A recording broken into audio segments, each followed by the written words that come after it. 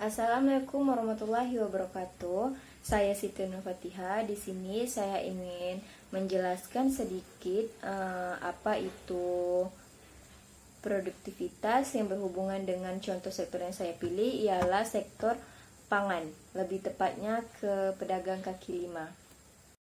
Sebelum masuk ke materi, saya ingin menyampaikan tentang wabah yang sekarang, yaitu kita kenal sebagai Corona atau COVID-19, adalah virus yang menyerang sistem pernapasan manusia. Sebuah virus yang pertama kali muncul di kota Wuhan, Cina pada akhir Desember 2019. Sampai saat ini belum diketahui penyebab dari virus corona, tetapi diketahui virus ini disebarkan oleh hewan dan mampu menjangkit dari satu spesies ke spesies lainnya.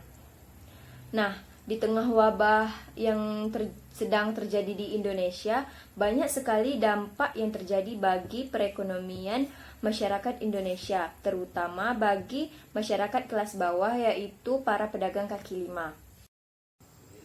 Semenjak beberapa daerah memperlakukan pembatasan pergerakan orang, menghindari dari kerumunan, serta melakukan social distancing, berdiam diri di rumah saja, banyak pedagang kaki lima yang merugi karena pembeli sangat jarang, bahkan tak ada.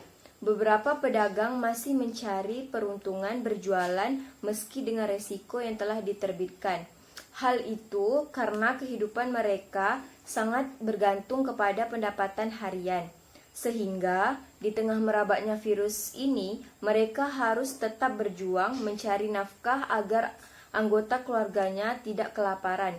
Umumnya pedagang mengaku dengan adanya wabah ini pendapatannya turun drastis 50% dari sebelumnya. Sebelum datangnya wabah ini ke Indonesia, pendapatan mereka masih relatif cukup untuk memenuhi kebutuhan sehari-hari.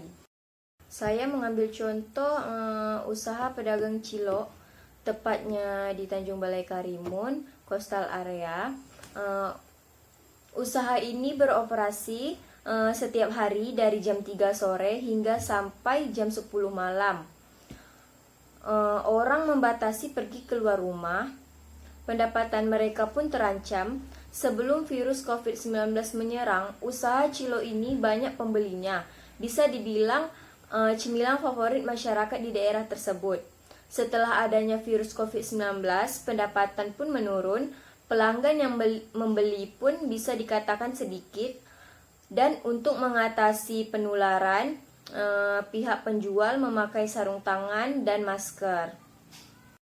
Di sini saya mengambil contoh sektor pangan, lebih tepatnya ke pedagang kaki lima, berkaitan dengan materi produktivitas. Nah, produktivitas seperti yang telah diterangkan di atas, peningkatan kualitas akan berdampak langsung pada peningkatan produktivitas tersebut.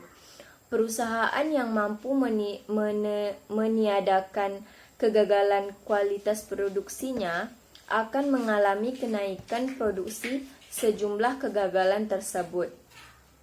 Biaya produksi per unit akan mengalami penurunan yang mencolok karena dengan biaya masukan yang sama dapat menghasilkan keluaran yang lebih besar. Dapat dikatakan bahwa perbaikan kualitas bagi peningkatan produktivitas dalam jumlah dan biaya. Tuntutan peningkatan produktivitasnya biasanya datang dari pemilik perusahaan karena berkaitan langsung dengan laba. Namun dalam era bisnis masa kini, pelanggan juga berkepentingan dalam hal produktivitas pemasok. Indikasi lain dari pemasok yang produktivitasnya rendah adalah pemasok akan selalu minta kenaikan harga karena biaya produksinya tidak terkendali. Tentu saja ini menjadi masalah yang memusingkan karena akan melemahkan daya saing. Kualitas dan produktivitas adalah dua hal yang mutlak diperlukan untuk bisa duduk sejajar dengan industri dunia yang semakin terbuka. Ketidakkonsistenan dalam kualitas dan pengiriman telah membuat kita terkucil di era globalisasi ini. Melihat posisi industri manufaktur kita saat ini, penulis melihat suatu pekerjaan besar untuk dapat menyetarakan diri dengan dunia luar.